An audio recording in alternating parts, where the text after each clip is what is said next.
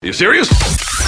Right, welcome to How to Kill an Hour. My name's Marcus Bronzy, joined by my guest, Julia Hardy. I thought you forgot my name for a minute. I was like, you know what? Screw you, Marcus.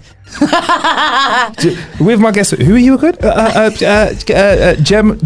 Julia Hardy. Yeah. Steve. My name's Steve. Yeah. Welcome to How to Kill an Hour. My name's Marcus Bronzy, joined by Julia Hardy on today's show. It's been a while since we've dropped a pod, and we're about to start dropping them again because things have been happening here at How to Kill an Hour. We've been doing some video-y stuff. Yeah. We've been doing other bits and bobs, which kind of leads straight into our killer bits this week, which is where we talk about how we've been killing some time at the start of every show. And Julia, you and I have been killing some time recently, haven't we? Yes. Suspiciously. That's how nervous. She No, it's says the stuff we can suspiciously. talk about. The stuff, All right, the stuff all right. on the Yeah, record, where's right? he going to go with this? All right. Yeah, and I want to talk about this straight away because if you want to hear all about what Julia Hardy's been up to and how she got to where she is in her career right now, she was here for episode 292 originally. So you can go back and listen to that if they want the whole Julia Hardy story. Okay. Right? Is All that right. fair enough? That's fair enough. Because I don't want to make you repeat yourself and shit on the podcast. I don't remember what I said. So much. It's fine. So much stuff. Yeah. But yeah, we one of the things that we've been doing is we went out and had a go on a brand new phone for something called New Phone Who Dis. What is New Phone Who Dis? If someone asked you what it was, what would you say to them? It is a nice little bit of video content where basically, you know, you go out with like a brand new phone and you kind of set them a challenge effectively. Yeah. And obviously, you know, being a video games journalist, etc., you set me the challenge of kind of doing my job at using the new Samsung Galaxy Note 10 Plus, which, to be fair, was actually really, I was kind of annoyed you had to take it back. I thought I was going to get it for free. Like, what nonsense is this, eh? Well, you did try and steal it a few times, I did Julia. try and steal it a few times. Once. You know when you like jokingly steal it, but then hope they just go, "Oh, it's cool. You could keep." They didn't say that at the end. They were like, "Can you give it back, please?" Yeah, and my phone. That's my phone getting thrown on the floor. Look at that. He's having in protest. Yeah, look at that. My current phone. He's saying, like, "How dare you talk about other phones? God damn it!" Do you know what's wicked about when you're doing content like this? Yeah. Is people don't understand how serious security is. Oh my when goodness! it comes to mobile tech. Like, yes, our phone actually came because we got our hands on the device before it dropped officially, right? Our phone came with an actual security guard. So the guy that was there with us, it was his job to make sure that the phone didn't go anywhere else. So you were under he didn't help me when I nearly fell down the stairs holding the phone, which he could have done with that. That was so funny. That's hilarious. That was so we're okay. We have to tell this story. Yeah. So we're in this location and it's like a video game bar. And basically they have these kind of like, I've nearly fallen down these stairs before. They're quite kind of like grid plate metal stairs. And as we're going downstairs, I'm holding the phone. Marcus is behind me. And I'm like, you know what, Marcus, just be careful. Don't fall down the stairs. And as the last word like echoed from my mouth, I basically fell down the stairs. And it was quite spectacular. It was quite a number of stairs. But I somehow managed to like pull my elbow over the banister and hold the phone aloft for the whole process. I knew full well that the most important thing in that situation at that moment in time was the phone. The phone survived. Yeah, not Julia. You caught yourself, was it a bit of neck as well? You used your actual neck, you wrapped your neck around the actual top of the stairs and was like... I got some weird bruising that I had to explain to other people. Shouldn't have thrown yourself down the stairs. I mean, you didn't see my foot kick you down a little bit from behind. Oh, okay. There was a rumor that I gave you You showgirled me. Yeah. Okay, thanks. Well, you know. So yeah, I set you a challenge to like take the phone and be Julia Hardy, the video games journalist at a video gaming event. So before we talk about the phone, the event that we went to, that was pretty cool. Oh, yeah. So it's my friend Steve McNeil. He does this amazing live comedy show where basically you go and you basically play a video game together using your phones. You log into the Wi-Fi and he creates his little Wi-Fi and then you kind of like play along and then he just embarrasses you when you get everything wrong, which is what happened to me. There were a lot of shout outs of like, "You're an idiot." And you're like, wow, this is like school. Call yourself a gamer. Oh my God. Stop talking about old games. Can we talk about some that have been in the last decade? So it's a sick idea though. It's called the Video Game Show. I know I didn't want to say that because I knew it was going to mess it up. Yeah, I read that about 4 times when he first sent it to me. I was like, surely there's a typo. I was like, Steve, so what is the video game? You mean the Video Game Show? I was like, all right, cool. Oh my goodness, it's like he's got typing stutter or something. Yeah, but it's sick though. Like you said, invites you down. You take out your mobile device and you log in and you get to play games as your team. Yeah. You get to play games as individuals and you get to play games as like a whole group as well. I think I find it quite fun. I've been to a couple of environments where you can use your phone to like vote, and we've actually done live shows at How to Kill an Hour where we've had a little bit of audience interaction, but his were like way more advanced. So like your team could play a game, and if you wanted a character to go left, your team all had to press left at the right time for everyone to go left. So that was really fun. Sick. I mean, it's kind of like if you imagine a gamified pub quiz, that's probably like the easiest way. I mean, it doesn't do it justice, but that's kind of the easiest way of understanding what's kind of going on. It's sick. We should definitely put a link to that in the show description. So if people want to check out the video game show, they can do that. And the phone that we took with us as well, the Samsung Note 10 Plus, it's in the phablet range of phones. So I quite like a fat phone, pH fat. Yeah? You like that pH, yeah. I like that pH like kind of fat. Like that fatness. So phablet phone, which is in between a tablet and a phone, which I think nowadays we're kind of used to slightly bigger devices. A few years ago, having a phablet was like, whoa, that's a lot of screen real estate. But now... I think my hands have adjusted size-wise to it now. And you got one of those thingamajiggies on the back of your phone all the time, one of those, what are they called? The pop sockets. Pop sockets. So so you can slap one of those on it. Because I kept getting RSI in my arm and my hand and my shoulder. Did you get that? Because I was on my phone too much. Yeah. That's the saddest thing. It's like talking about an old lady getting arthritis. Yeah, I got RSI. My shoulder's twinging. But the phone itself, what stood out to it? What stood out from it to you then? Like, I think my favourite bit. Oh no, actually two favourite bits. One was the fact that you can kind of almost like split screen multitask, which I thought was great because I'm often like, when you're trying to do two things and you're going through the menu and you go backwards, and I end up doing the wrong thing, or you quickly need to get your camera out because you're doing like you're writing something and then you're kind of wanting to take a picture or whatever. But then also the fact that with the stylus you can kind of take photos as well. I thought that was quite good. Because otherwise, normally I'm like standing something up on a desk and then running away from it like it's a grenade ready to explode and then be casual, like a casual grenade. Like, and now look beautiful. Yeah. No grenade. So I really like that. Those are my two kind of favourite things. So would it help you with the kind of I'm working out at the gym snaps that you do, the Insta story stuff? All right. Come on, man. You do it. Like because I've never done it before. So I need to know, like, when you're at the gym and the Insta story looks like you're just working out already. Yeah. Is it someone else holding the phone or are you setting it up, pressing record? No, I put my phone on really weird things. So today I was using the Prowler, which is like the kind of metal thing that you put kind of circular plates on and you push it. All right. Like I guess the rugby players would do it or something. I don't know. So I was like, I only do it like once a week and it's quite savage. I do I pull it with a rope and then I push it backwards. So then I just prop my phone up. I got like an array of weights. It's really lo-fi. But then it was all still like slightly the wrong angle and then I couldn't be bothered. So there's like this really stupid video on my Insta stories of like a bit of my neck and my head and then like all of my neck. I started pushing it back. All the veins coming out of Julia's neck. I was making some weird noises. It's hard to use that machine and not sound like I was like, playing tennis against a bit wrong. Venus like I'm Williams. being murdered or having a good time or a combination both of the at the two. same time. Whatever you're into. Sometimes that happens.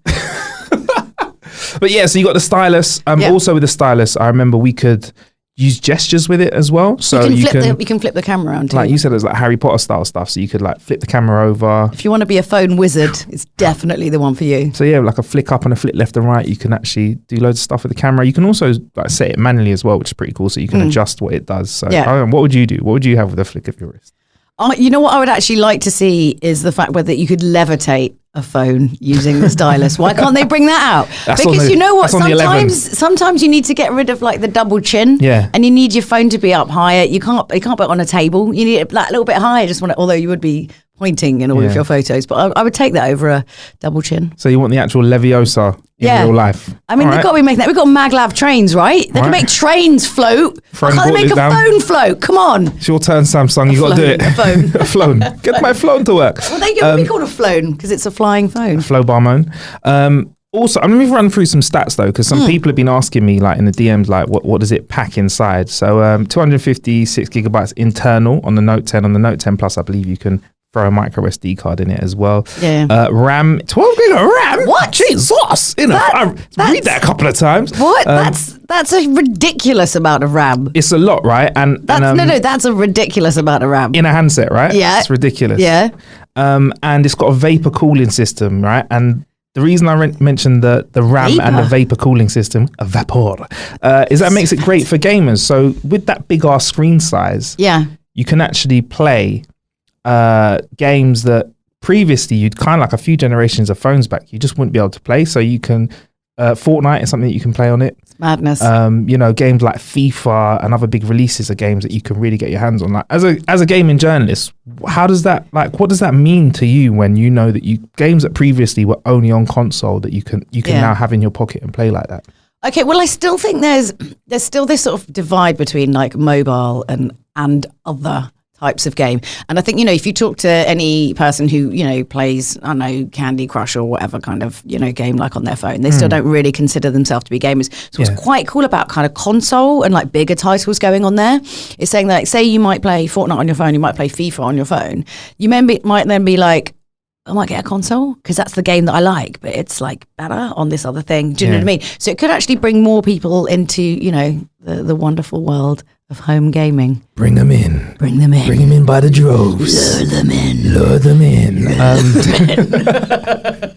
And with that computing power as well, you didn't see this because we were out and about, but you can actually dock the phone onto You were saying desktop. about this, which is really cool. I love that. Sick. So it's like a little dock, or now they've got a little lead, which is a bit more low profile. You plug your phone into it, plug that lead into a screen, any HDMI screen, and you can now use your phone as a desktop computer. So that's amazing. Say you're on the internet on your phone, you plug it in. It doesn't look like just your phone screen rendered. It looks like you're actually using a desktop. And you can use word processors. You can open a few tabs on a browser. That's nice, man. Obviously, if you have 5G service, you've got super fast internet and a phone that you can use as a computer. You can use the screen as a keyboard or a mouse. And if you have a mouse and a keyboard separately, like a little, because I've seen sometimes you roll with like a little, I've seen you roll with like a Bluetooth keyboard and mouse. You can use those with the deck. So your phone can actually be a desktop at the same time. The problem is like, all the other little bits of tech that I have, like if I go on a plane and I go like, like long haul flights and stuff like that, and I get on the plane and I'm like, right, I'm going to do some work, and you can't, you've got to take your laptop with you, and like then you've got to take your tablet with you, and then your phone, and like you're taking all this kind of stuff with you, and like nothing really beats having a laptop when you really want to do work. But actually, if I could take a keyboard and like just be able to like hook up to like a random like monitor, which, let's be honest, there are monitors like everywhere, all over the place. That could be great. That could be great. Hotel room working, I think. So like, that's actually a good shout. That's a really good shout. I think the next thing I want to get rid of in my workflow is my laptop. It's annoying. It was helpful, like back in the day when we were like, oh yeah, it's great. You can carry a whole computer in your pocket. But it's really heavy. I don't want to carry heavy things outside the gym unless I absolutely have to. Yeah, be gone. Yeah, I've done my lifting. Thanks. Yeah, I've filmed it so everyone can see. No, honestly, I was genuinely curious how you did that. I might start doing that. No, I won't. No, just get a water bottle. Get a water bottle and then just prop your phone up against it. That's what most people do. Is that what most people do? Okay, cool. And when people look at you when you're doing that, you're just like, what? I'm Instagramming what? Yeah. Is that what you do? Or do you just like... I'm not quite as violently aggressive as that. I mean, I think a lot can be just said with a really dirty side eye. All right. You don't need to be so vocal. You can just shoot them a look and then they run off. Quick digression for gym people. What do you think about people that make loads of noise at the gym, either dropping the weights or like with the last grunt? Oh my God. Okay. There's a guy in my gym who, he looks like Action Man, but if Action Man had like his, like some sort of like butt, like implants or something. Yeah. Oh, he's got very, a bumper, very tall. Yeah? Okay. But he's very, very tall. But he stands like with his chest, like if he had boobs, it'd be boobs out. Like his chest's really far out. He has this really weird deportment about him.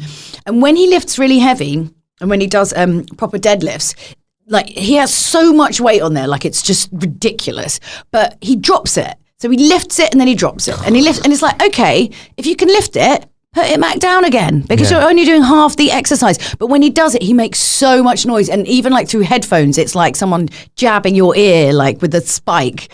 I absolutely hate it. Like I won't go anywhere near him. He's so annoying. So when he comes in the gym, you're like, right, he's on that side. I'm going over this side. But it's just so loud. Like so loud. It's so unnecessarily loud. And it's just frustrating because he's not even doing it right. Yeah. I mean, his butt does look ludicrous. He sounds like he's got a nice ass. I can't, because that was the first thing you went to. You're like, so there's this guy at the gym. Ass is just round.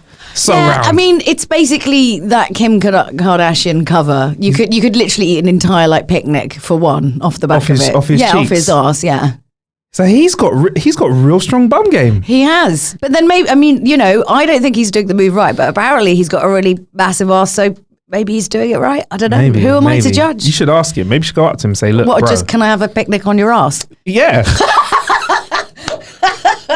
You know what? I'm going to do that. Why I'm not? going to do that next time. I'm like, hey, my mate wants to know, right? Yeah, no, just roll up and say, yo, I've seen you've been working out for a while. Whip out a blanket. Yeah. A picnic blanket. Be I've like, been hey, working. Yeah, you've been working out for a while. I couldn't have been like, right, can I eat a ham sandwich off your butt? Because it'd be a waste if you said no. Okay?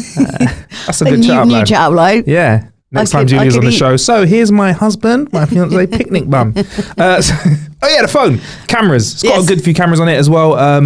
It's got 4 cameras in total, 1 on the front, 3 on the rear. Whether or not you want to include the TOF one. And yeah, it took really good pictures in low light. It was really dark in that room. Really we were in. dark. That was notable. Yeah, it was really dark in obviously pub quiz vibe, gaming vibe. Doesn't need to be really bright. Well, it's like an underground comedy location. Do you know what I mean? I mean, they don't really good lighting in there because no one needs to see that. Yeah, no one needs to see any of that. Steve is a comedian though, really. He does write comedy. So it is like a perfect place for him, to be honest. Yeah. So yeah, got a wide angle lens as well that we used, 16 megapixels, or you can crop in with 12 megapixels as well with it. But we took a good few photos and it just worked. I mean, for me, from a camera, I'll be honest, do I get into the manual settings all the time? No. I just want to whip it out. Take a picture. Finish that sentence. I just want to whip it out in a room full of people, and after everyone's gone, woo! I just want to take a picture. None of Do you know that, what I mean? all out of context. Take that whole clip that. sentence, Just clip that. Yeah. I just want to whip it out and then take a picture. And get as many people in it as possible. Yeah, your career is over. That's it. You're completely screwed. Over. Now that sentence exists in the world. That's it. That's it. Dead. He can do me at any time. Billy's got ammunition for me. So yeah, man. Like all in all, like it was a good device, man. It was great. It was a good fun to test it out. The thing is about tech, right? It's supposed to make your life better, right? That's the promise. It's the promise of this brighter future where all these annoying niggles will go away because technology. And there's nothing worse than when you test a bit of tech and it's irritating and doesn't work. Like it actually makes me more angry than most things. And actually, it was a really smooth day. Like everything worked the way we wanted it to work. Everything that we were kind of trying to use on all the different kind of features worked. And actually, at the end, I did want to steal it. Which you did. I mean, I got so much rubbish. I don't need any new phones. I don't need any new anything. But I wanted to steal that one, which I feel is they should just put that on the advert. Julia says she would have stolen this, which is high praise indeed. I'm not gonna lie. The actual video that we put out, the 30-second one, the start of it is Julia going, oh, thank you very much. I'm the worst thief though. I always tell everyone when I'm going to steal something. It's like it absolves you of the theft. It's like, guys, I'm stealing this now, okay? And like running off. You're in court in front of a judge and the judge is like, so Julia, have you steal it? Have you any final words? I said I was stealing it. I walked in. Yeah, I was in a bank. Yes, I had a balaclava on with some eye holes, but I said, guys, I'm robbing you. My name's Julia Hardy. I live here.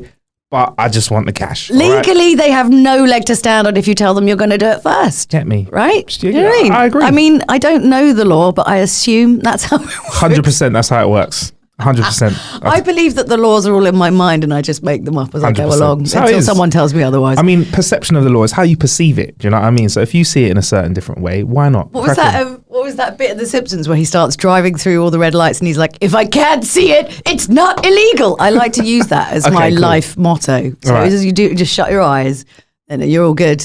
In a court of law, I didn't see anything. And technically you're not lying. Yeah. There's a whole video for this, by the way. But if you want to see it, we'll put a link to that in the description. It's up on howtokillnow.com. You've tweeted it, I've tweeted it, Instagram. Yeah, so it's out there, man. And you can see all of the fun that we had, including Julia stealing the phone. Oh, one more thing. With the S Pen, you can actually write, obviously, on the phone, and it can turn your writing into text. It can. Pretty cool. So, yeah. Depending on how bad your handwriting is. Whoa, I've got terrible handwriting. I've got handwriting that if I wrote you a birthday card and didn't spend a long time focusing on it, you'd be like, either serial killer or, isn't it? You got your little cousin to write the card for you, did you? Oh, how cute. That's embarrassing. My handwriting's very, very bad. Have you got good handwriting? When I can be bothered, it's all right. but I'm really lazy. I feel like you flick the T's and S's on your handwriting. Like good if I write properly, but if I'm like writing notes, it's a mess. Is it? I'm a lefty though, so that I don't know if that makes it worse because I feel like you can't write to the Yeah, so you're like dragging the pen across the paper. I'm like forcing it in. And again, taken out of context, everything sounds terrible. Right. So that's how we've been killing a bit of time. New Phone Who This, part 2. Check that out. Another thing that I've been on before I want to jump onto the subject that I think you'll have a lot to say about, how to go on a really cool e-bike. So we've been trying out e-bikes on How to Kill Now for a little while. I tried out this one called the Mate X. I'm going to show Julia a picture of it out, the actual bike, because it looks pretty impressive. Yeah. It is like, for me, it is like it is off-road. Yeah. Bikeage. It feels like almost like a motorbike, man. Look at that fat tire. Oh yeah. Oh, look at it. So fat. So it's like somebody's got a Brompton and made it massive tires. Because let's be honest, I don't want to go on a bloody Brompton. I don't want to be that person. That looks great. They aren't. I think classic Bromptons with the skinny little tires. They're not. It's not for not People yet. People on Bromptons look like they cry when they're alone. Yeah, not yet. You know what I mean? Like they don't look like they're having a full life. They're kind of just getting by because they were told that this is the job that they should take and the life that they should lead. But actually, they go home and they cry and they wonder what has happened with their life. They should use that as their advert. And on next week's episode of How to Kill Another, Brompton. Oh, that's not going to happen now. Not forever. What was it like to ride though? It had suspension on it, so I was riding the video that we've actually also made on the website. I was riding it all around Richmond, so it was really bumpy, and it has quite fat suspension on the front and on the back, and it's got disc kind of brakes fat? as well. With a PH or Definitely PH. Oh, look at that. Nobody likes fat with an F now. We like the PH fat. That's what we like, the fatty. It looks, it looks pretty good for a foldable e-bike. Geez, it actually looks pretty good. And in the main frame, the middle of it, it's got a massive battery. And when I say this kicks, I'm not a small guy. I was getting some real pace out of it off-road as well. So in the video, I jump it a few times. I wheel spin it a few times. Oh, look at the tyres. Oh, that's so fat. It's so good, man. I had fun with it. We had a bit of a go with it. Unfortunately, we had to send it back to the guys. It's quite a big bike. Even though you can fold it, it's more so you can fold it and put it in your boot. It's not something you can fold and walk with. It's a big old piece of bike. But yeah, it's decent, man. I might have to put it together. How much does it cost? How much are they retailing that, Bill? Do we know? Have we got a price here? Just because that's obviously a total factor. What, you mean you don't just walk into a shop and say, I'll have that? Well, I do tell everyone, I'm like, hey, I'm stealing this bike. Guys, I'm stealing this bike. I'm riding it out of the shop. Oh, hi, guys. Okay, cool, thanks. It's Julia again, trying to steal a bike. God, she knows the law so well. It's that classic Julia Hardy trick. Right, Billy's drawing up a price for us now. Where are we at, Bill? I'm struggling. He's struggling to find a price. Let's talk more about the bike right now. But it's just pretty cool, pretty fun. In terms of spec and stuff, it's got a big ass 48 volt lithium ion battery, which can do 40 to 60 miles. Okay. 30 miles with full electrical assistance. So if you cycle and use a bit of boost, that's cool. If you turn off the fact that you have to cycle with it, which you can do with some of the ranges, then obviously you only get 30 miles an hour. £1,700. Starts off at £1,700. No, that's not the best of the best. The best of the best, £1,700. So a lot of people have said this to me about electric bikes. That's expensive, but some people spend that on just travel. a normal. No. Some people spend that on just normal bikes. Have you been to Hackney? Oh yeah. Oh, seriously, man. people that I don't know why they do it because it just gets teeth. But why bother? Julia's like, I'm stealing this. I'm stealing this bike. To be fair, it is me. Yeah. Stealing them. People will spend that on a decent push bike and that. Yeah. So actually having one that means that you could actually commute a much bigger distance. Because also in London, some days you just don't want to cycle. Not during the summer. No. We were complaining about this before we press record.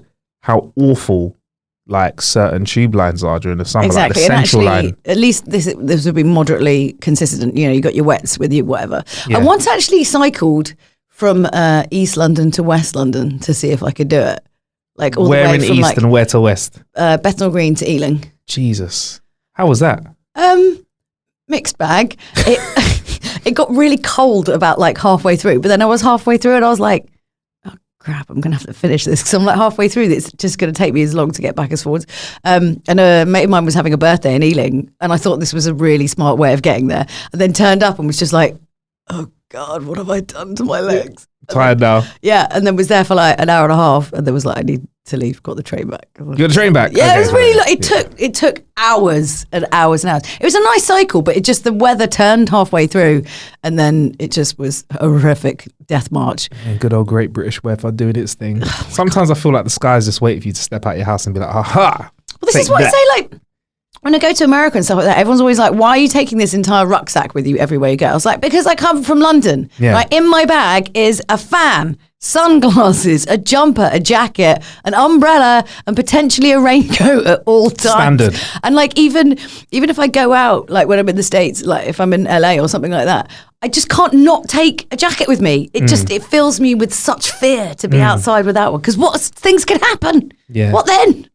What then? What if it gets gusty? I love it over there, man. Like, It is nice. well, obviously, there's certain things I don't like about the States, but I do like on the West Coast the fact that, like, that you can just, I could just say to you, Julia, like, I'm having a barbecue in 2 weeks on a Sunday, and you'll be like, yeah, I'm there.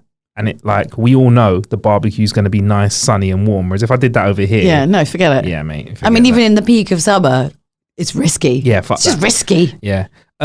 Before we get off the Mate X bike, it's got a comfort saddle, front and rear suspension, 7-speed gear, disc brakes. Take the saddle off. It'll get you cycling more. It's Julia stealing a saddle now. Stealing it. You can fold the pedals in and fold the whole bike up as well. Nice, 1,700 quid. And like Julia said, people spend that on a normal bike. And also, if you travel in via like tube and stuff to work every day, save yourself a few bob, because some people spend a couple of grand travel. I know people that live outside London or just out on the outskirts spend about 3-4 grand on transport every single year. So, you know, after a year or so, bike could be saving you a bit of dosh. Well, and also it's consistent as well. Like if you have to be at work on a certain time, there's nothing that's really going to stop you when you cycle. You're always on time. So like walking, you're always on time. As soon as you get on a bus or a train or something else that's got like different variables added to it. But then sometimes, you know, people live that little bit too far where like they can cycle, but it's a bit too much to do like every day. So having an e-bike means that then you could actually live a little bit further out,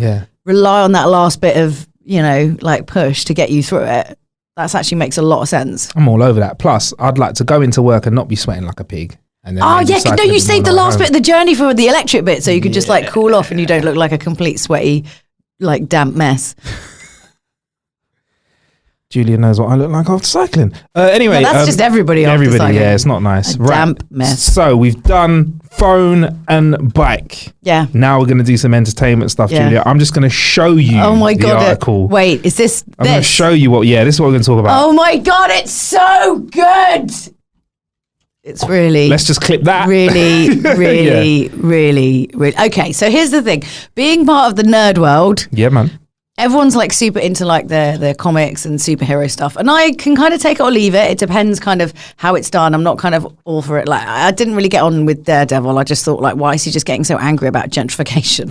I mean, that's basically what he's getting annoyed about. That guy's going around. He's like, he's like building all these like new cool places in Hell's Kitchen. How dare he? You're like, I'll take a Starbucks. Like, come on, that place is like full of crap. Have you ever had a pumpkin spice latte? I know. Come on now. I mean, what's wrong? Your taste buds don't work? Goodness sake. Anyway, so when The Boys came out, like I hadn't really heard much about the comic book beforehand. But I started watching it, and if you haven't seen it, it's basically, imagine if superheroes were real. Imagine, anyone who gets a little bit of power, what usually happens? Things go a little bit, what's that? Power corrupts, absolute power corrupts, absolutely. I would say it's a bit more sexual in a lot of ways than that. But so imagine if all these kind of superheroes were, you know, could, you know, with all the kind of strength and everything they had, could do whatever they want, are kind of accountable almost to no one. It's that. Think of all the horrible things that they could do, and they're doing them. And what's quite interesting is there's a company within there called Vought. I can never do it. It's like OUGHT, and it always confused me. Vought. So it's basically like Marvel, right? So they own all these superheroes and they license them out, and they talk about how, you know, they're doing like, you know, book tours and like promotions, and then they sort of stage all these crimes, and it's so clever, and it's obviously done by someone who has such supreme love for superheroes and the universe to be able to just turn it and make it's so dark. Yeah. It's so very dark. The first episode, and the reason why he goes on his kind of like major rampage, I don't want to spoil it for anyone who hasn't seen it, but it's disgusting. Oh my God, it's so brutal. It's like you quite literally in the first episode see what happens when superhero world and the regular human world collide. Yeah, literally. Quite literally. And, collide. And it's quite feminist actually in a lot of stuff that he does as well. Yeah. Because one of the stories where Starlight joins the Seven, and something that basically happens within the first like 10 minutes of her being there, and apparently that was all kind of from the comic books. It's kind of like effectively like a sexual assault that happens. And there's a bit later on that apparently they added in that's kind of like the show's vengeance on the guy. And if you actually think about it, it's the same thing. So clever. It's this is really hard to talk about without giving it away. If you think about it, it's the same thing because he uses those as his mouth to like breathe, right? But She violates. yeah. She violates, yeah. Yeah, you really need to watch it. It's so messed up. But then, so apparently that wasn't in the comic books, and then they put that in there, and it was something that they discussed at the time. And yeah, so it's quite. Yeah, I thought it was quite cool. It is. I mean, messed up, but cool. Yeah, 100%. Oh yeah, 100%. But it's like it's dark, but it's clever. It's very clever. There's the protagonists have got some very good motivation for their techniques. There's a nice twist at the end, and I just think like we've got to a stage now where we can have great quality special effects that don't ruin a story like this. Because I think a story like this, you need really good special effects to like make the superheroes seem real. Well, also, and the thing is about CG is, if you notice it, it's terrible, right? If you don't notice it, then it's great. Yeah. I would also say as well that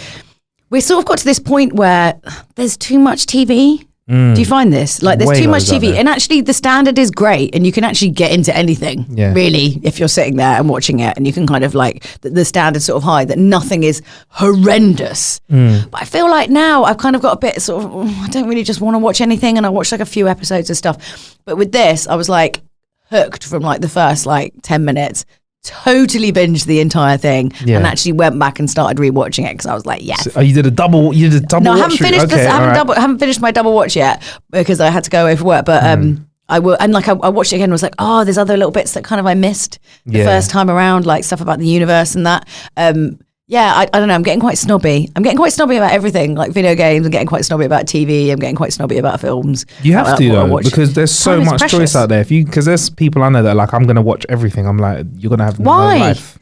What's the point? Like, it's so boring. Like, we need to be a bit picky and choosy, and especially when it's kind of slightly kind of nerdy sort of cult stuff. It's so easy to just get kind of wrapped up in the hype. 100%. Like, everyone gets so hyped about so much stuff, and I tend to just leave things until a bit later and watch them a bit later until kind of the dust has settled.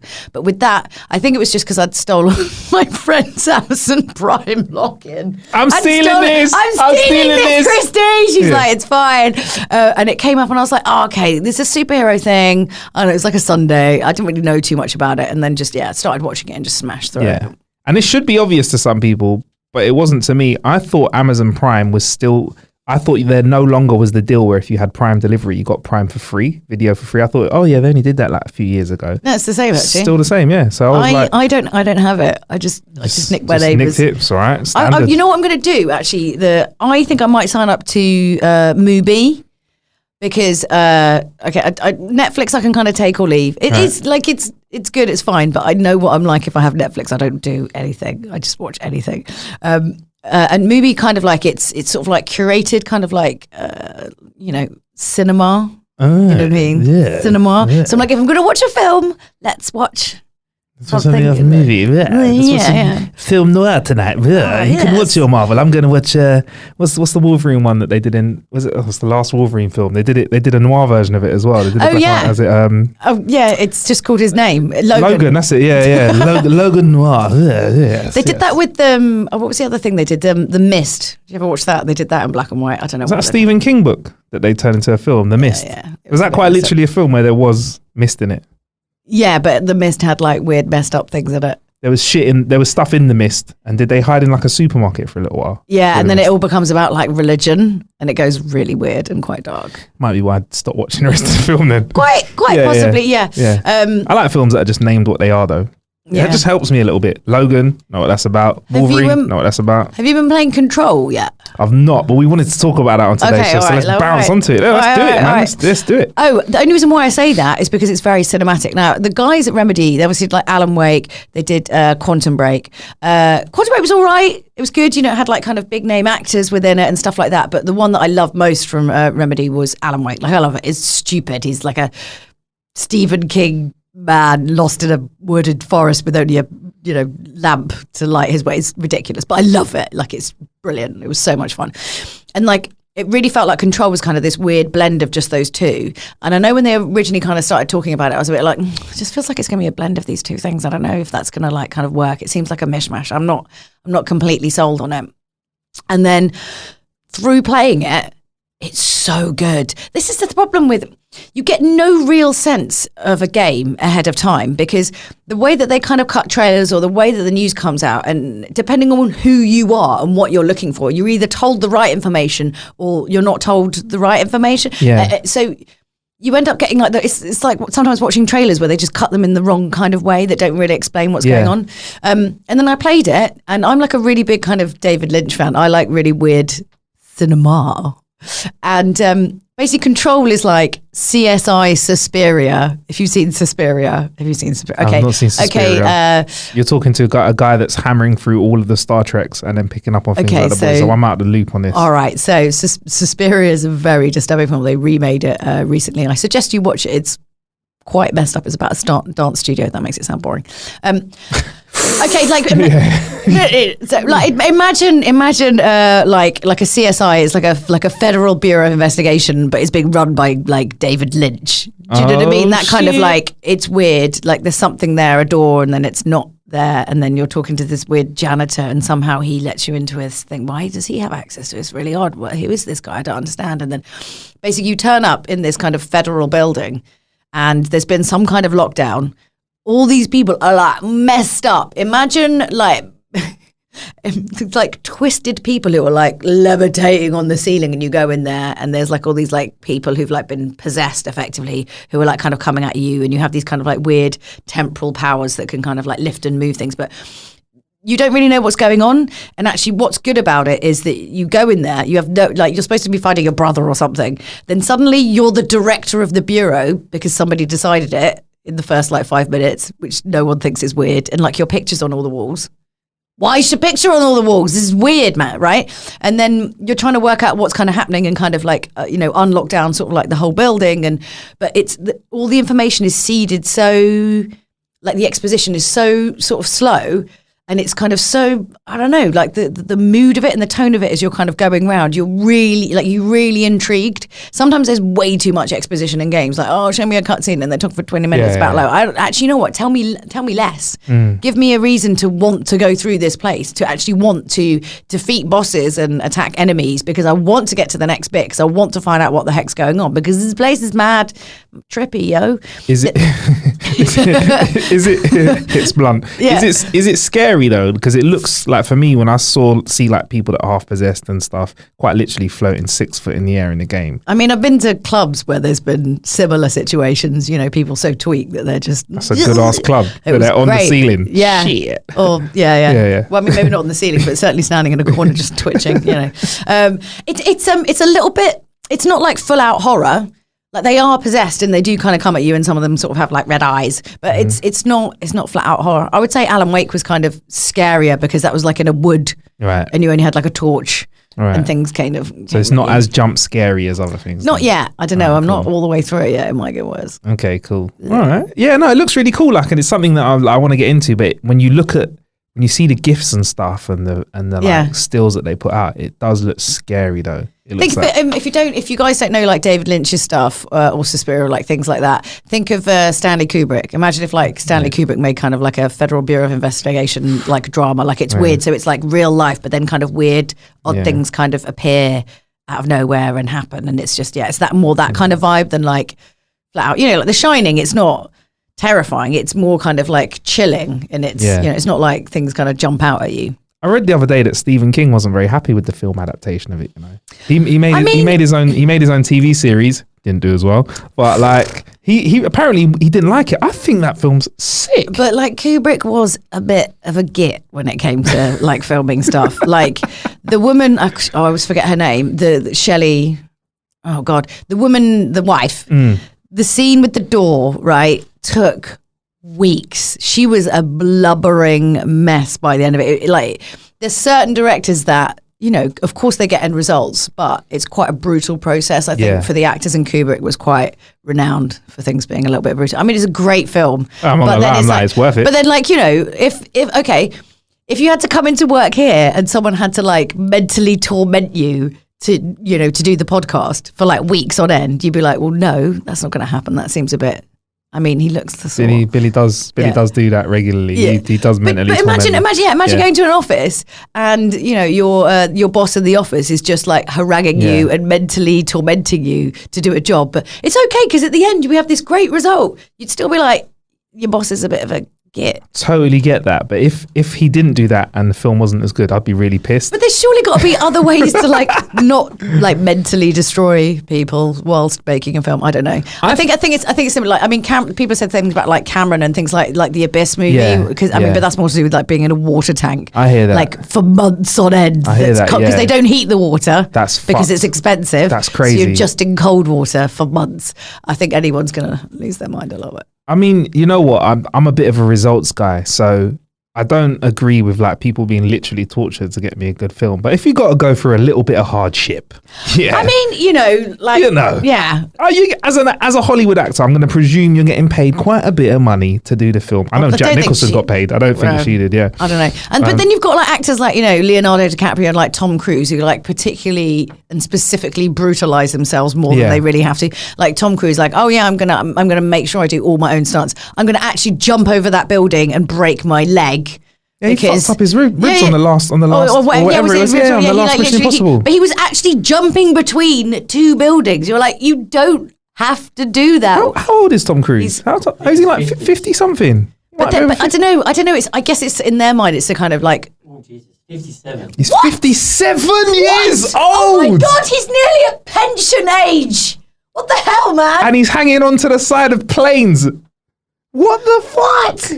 Is he a wizard? How old is Keanu Reeves? Billy was like, Scientology, 55. Man. That must be why. 55. So Keanu's 55.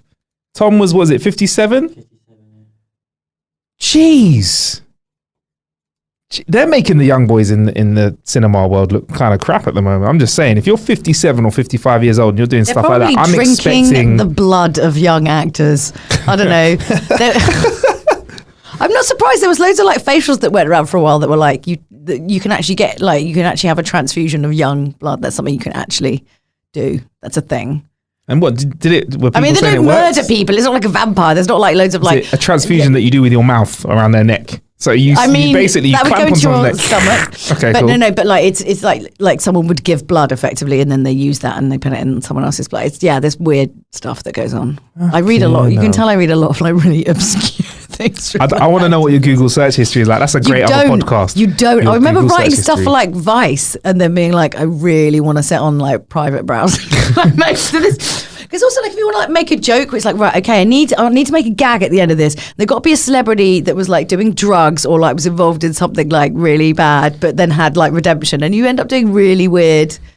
Celebrity that crashed car while taking cocaine. Stuff like that. Yeah. I Google some really weird stuff. But to go back to your acting point, though, it's true.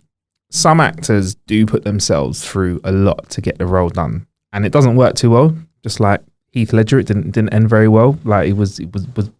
Apparently he was very depressed. I thought that was just, they said it was something to do. Some people, there are rumors that that Joker role, made it. Helped to put him on a path that wasn't so good. I don't know. Who knows? I don't know whether that's actually true or whether it's just like the sort of story that they told, because actually that makes the performance quote unquote better. 100%. I think it's definitely stories like that definitely have aided the kind of mythology around how good that role was. Did you watch the Jim Carrey documentary that was on Netflix to do with the movie Man in the Moon?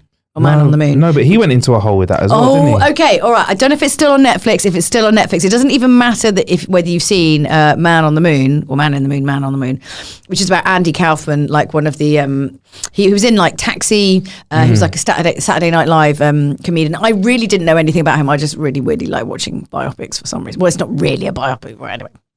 Anyway, the movie's quite good, but he went full method. And I don't mean like Jared Leto, well, I'm going to like decapitate a squirrel and send it to everyone. Nonsense. And it is nonsense. Wasn't my favourite Joker anyway. No, it was anyway. Bit whack. Yeah, cool. Anyway, well, that whole film was, anyway, let's not get into that. Bin that universe. I just want to say bin that universe. Bin it off. They're not going to bin it. They're not going to bin it. Flatten it's it. never going to get binned, unfortunately. So they ended up shooting all some like behind the scenes stuff as they made this movie about Andy Kaufman. And he went full method. And I mean like day in, day out, all the time was Andy Kaufman and Tony Clifton, which was his other character that he was. And they filmed all this stuff. And so it's this documentary about the story. I think it's just called Jim and Andy. And it starts off with kind of like a talking head of Jim Carrey kind of reflecting back. And oh my goodness, does he completely lose his mind? Like Andy Kaufman's family at some point are like, it's like my dead son is here. It's like really like it's messed up, and like all the cast and the crew and everyone around and everyone's kind of going along with it for a bit, but then it just gets so beyond. He just literally disappears. There's like nothing of Jim Carrey left. Like not a thing. So they're not even calling him Jim. It's not like can't do Jim. It. No, can't do it. And that was his choice. Was that his choice? That was his choice. But then it makes sense also with Andy Kaufman, because Andy Kaufman messed with people all the time. Like he is the epitome of messing with people. Like he created this whole thing where we wanted to be the biggest intergender wrestler. So he'd go on talk shows and challenge women and wrestle them and win. And then it turned into like this whole thing where he went on like this wrestling tour, and then he called out like this really big wrestler and like called out people in the South and said they were all like backwards. And it was this huge thing. It's really interesting. His life is actually really interesting. Shit. But yeah, Jim and Andy, if you haven't seen it and you want to see Jim Carrey lose the plot just a bit in a spectacular way, it's so good. It's one of the most fascinating things I've ever seen. Tell you what, I'm going to check that out. Another film there where it's doing the rounds, and I still haven't seen it yet. Usually we wait until we see these things. Oh God, the Joker and shout out to Funk Butcher, who was one of the first guys to see the original kind of teaser when it came out. Yeah. He saw it and he said, this is going to be one of the best films that has come out from the DC universe in a long time. I think also as well, like Joaquin Phoenix, bearing in mind, if you think about his history, right? So his brother was like one of the hottest actors ever, and then sadly, passed away, whatever. Yeah, River Phoenix. Junior, did you know that there's a recording of the 911 call made? No. Yeah. Is it messed up? I've not listened to it. I don't want to play it on the show, but it's apparently it's rolling around. So yeah, he made the call. He made the call. Yeah, for his brother River. Yeah, apparently he was out at a party. What? It was outside the Viper Room. That was it. Owned by Johnny Depp. Part owned by Johnny Depp. So yeah, they were in there. Well, also the thing was as well with River Phoenix, he was very, very vocally anti-drugs, and he obviously wasn't. Interesting. Anyway, sorry. So yeah, Joaquin Phoenix. He really puts himself into roles. Like you can see that. And I think like anyone who has that kind of sad honesty, like hit or miss, it's not Jared Leto, who's just, let's be honest, it's like really self-indulgent nonsense. Weak Joker. Sorry. He tried, but it didn't do it for me. But it's just like, the whole point of the Joker is that it's a real person who turns like evil in a way or whatever. Yeah. So you have to be a real person to start with. I don't think Jared Leto is a real person. If you ever look in his eyes, there's nothing there. No, there's nothing there. He has like shark eyes, right? You look into his eyes, there's nothing there. You have to have depth. You can't just be psychotic. There has to be that like mania, but like something beneath it. Well, I mean, certainly with the Joker and like, Joaquin Phoenix. Oh man, I really want to watch this so bad. I'm so ready for it. I mean, like we're and I don't get that hype. Like I don't get that hype about stuff, but I usually don't like to follow the hype train, but when I saw the teaser, I was just like, wow, we could be on something here. I will say this to you though, Julia. I want you to list your top 3 Jokers in order. Worst to best, and we can have you. I don't know. You can throw this one in the mix if you haven't seen this yet, because I don't know. Cesar Romero. Let's go classic. Oh, who's the first one? Caesar Romero. Okay. Like the one from the really, Yes. really like camp. Yeah. Where they had like Yeah. anti-poison bat spray. Anti-shark repellent. Yeah. All that So sort you of got to stuff, go with Caesar Romero. Classic. cool. So no. I mean, I grew up obviously with Jack Nicholson. And what's really, I find it really fascinating about the Joker is that generally speaking, minus Jared Leto, they've been really spectacular. Yeah. I mean, Jack Nicholson was born to play the Joker because he has that kind of like mania Crazy about maniac him, look. and you can totally believe it. And then I remember when just before Heath Ledger's Joker was coming out, and everyone was like, "Whatever, you can't beat Jack Nicholson. Yeah. How can you beat Jack Nicholson? He literally is the Joker. There's no way. It's nonsense." And then he just pulled this performance out that was just Jesus, like, oh my God, like I've not absolutely blown away. Yeah. And I'm not blown away by performances that often, but it was spectacular. I think it was good. No, I thought it was amazing. I thought it was good. You disagree? Yeah, Who are your top three? So that Joker would probably go in at number 4. Ouch! It'd be number 3 and number 2. So I'm gonna say number 3. Even though I've not seen the film yet, it's gonna go to Phoenix, right? Because I've not seen the film, so he could bounce around. Yeah. And then it's Nicholson's at number 1. I'm doing this in a weird order. Number 2, it's got to be Mark, man, the cartoon version, Hamill. Joker. I know. I went into he's sick Joker. The voice is amazing. Everyone loves it. So yeah, but for me, like Heath, I don't know. Like I was just going with films. Yeah. Oh yeah. That's cool. Yeah, but I was just like, mixing it up. just threw in that. Yeah, but I was just like, No, Caesar Romero. nah. I mean, don't Let's get me do wrong. the bad dance. Those Batmans are sick. Oh my actually. God. Because they were just cool with just. I want to. You know what? Camp and taking them. I reckon we should all rewatch the original Batmans, preferably a little bit drunk, because I think it would be a really fun thing to watch with friends. They're hilarious. To the Batmobile. I love that sort of stuff. I really also want a phone that's like underneath one of those weird Victorian glass cases. Yes. That only has one number on it. I like that. Do you know what I mean? Like, who would be your one number? Who would be your hotline? Who'd be my hotline? Yeah. Batman, innit? Calling myself. I mean, like a real person. Kim Kardashian. No, I don't know who it'd be. Who would I Out want of to all call? the people I in don't the know if there's. I world. don't know if there's. No, I'm joking. I don't know if there's anyone I do. Who would I actually really want to call? Papa John's. There we go. Really? Yeah, man. Papa John's? Hungover. Wake up. Hello. Do you Yeah, not Marcus here. I'll have a pizza. Usual place. Yeah, there we go. Bosh. You phone up for pizza. What's wrong with your phone? What phone do you have? Like, why don't you just use it? Why would you talk to another human when you're hungover when you don't have to? That's a good point. So What are why you would I have this doing? phone? What would I do with this number? What would yours be? That's why it's interesting, because who would you actually want to talk to? Who phones people these days? If I get phone calls, I'm like, what is wrong with this person? Why are they phoning me? Anything you need to say, you can put in a letter or text. In a letter. Put in a carrier pigeon and send to me.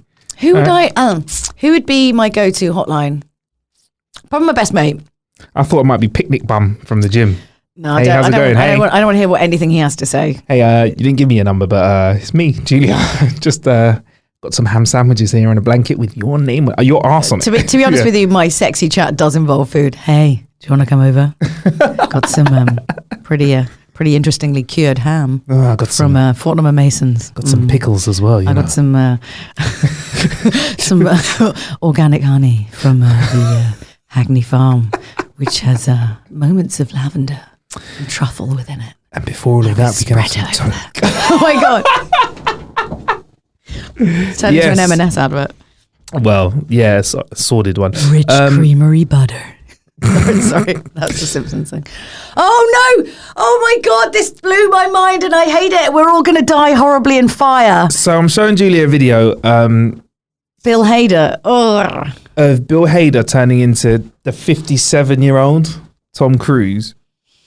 We're all going to burn in fire and die. There's no such thing as truth anymore. So there's this amazing technology which has slipped my mind, even though we've been talking about deepfake. People have been talking about deepfake. So basically at the moment, there is technology around that can use track points on your face on a video and superimpose another person's face on it. Kind of like you could do with like Photoshop stuff, Michael but Jackson's like black and white video, but not terrible, and also it probably cost millions, right? Yeah, to do, right? at the time, and had people like standing still in a room filming for days, right?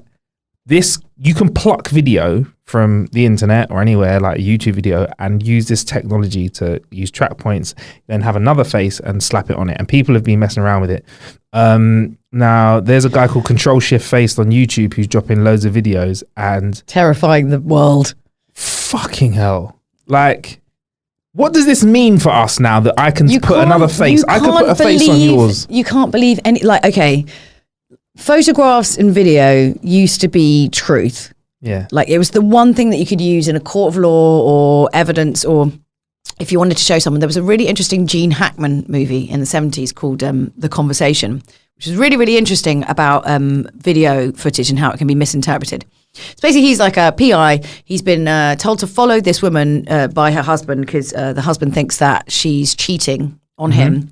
And it's basically the wife and another man walking around a park having a conversation. And he films this conversation. And due to the fact that the park's quite big, he only gets bits of the conversation, like kind of dropping out. So you start off thinking like, oh my God, she's having an affair, because like everything that they're saying alludes you to that.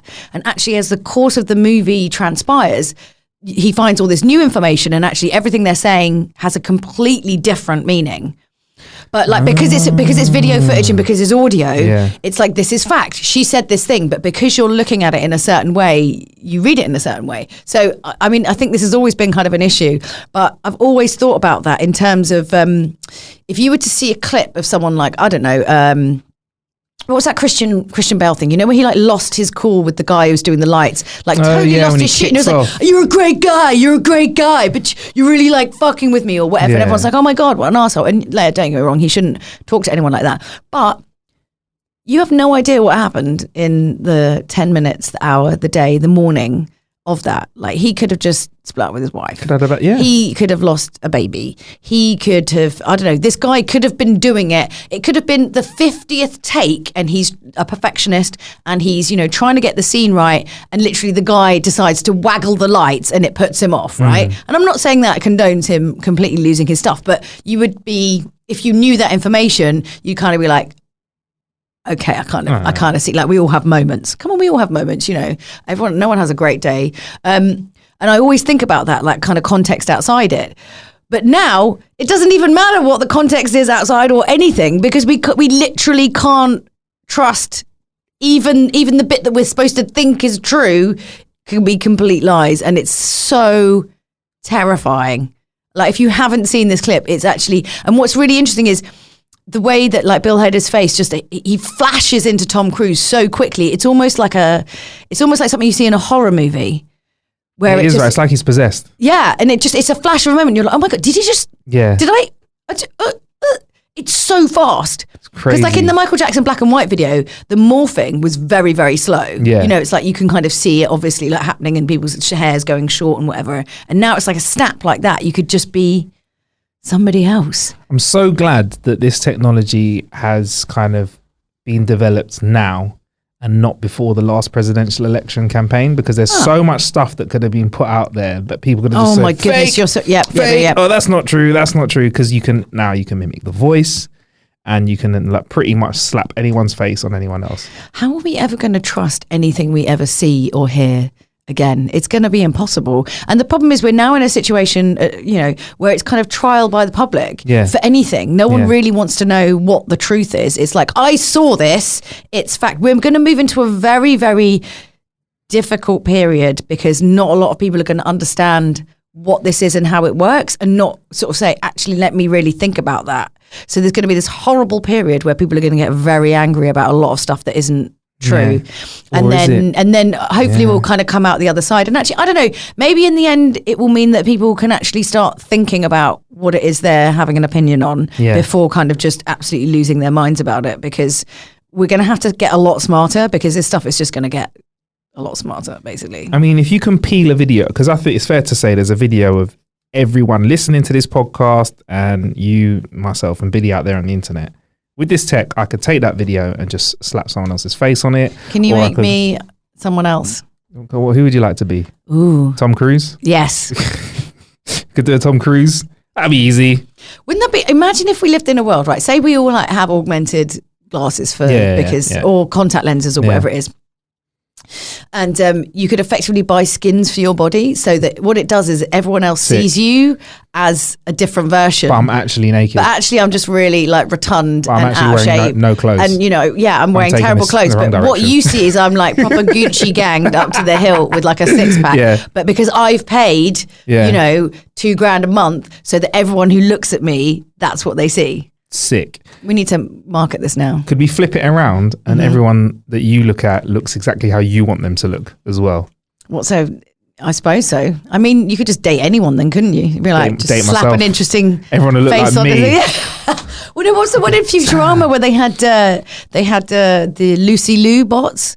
So like you download, and it was during the time of like Napster, Yeah, and they yeah. called it something else, like I don't know, Crapster or or whatever. something. Yeah. And Fry basically downloads it's like a sort of companion bot, and you basically project the image of a celebrity, and then Lucy Liu gets really cross because obviously they've stolen her like visage or whatever. Yeah. We're going to start seeing some really weird porn with celebrities come out, aren't we? I mean, it already exists. I wouldn't. I mean, Julia, I'm surprised that you even went in that direction. I've not thought about that. Tell me you at all. haven't. You've clicked a few links in your time, Marcus. There's word on the road that it's out there. Yeah. There's word on the road that there's deep fake porn out there already. I've not seen any yet, but now I think porn, How do you porn even is where own your face as well? Porn is exactly how do you own the IP of your face when the internet's there? You're right. Porn is where it's probably going to see the most development, as with all technology that we have in terms of entertainment. Everything is it's all developed via by porn. Yeah, It's mad. Like honestly, it pushes technology faster than anything else. It's so funny. There'll be It's really frogs funny. on people's faces, horses. What was the I app? know. Where, I was looking at the filter the other day where you could turn into a kebab. There we Some go. weird Have stuff some out there. Imagine that kebab porn. That's a bit of you, Julia. Kebab porn. You'd be like, Kebab porn. I would. Oh, look at that! Look at the sizzling meat. garlic sauce, more garlic sauce. It's dripping with sauce.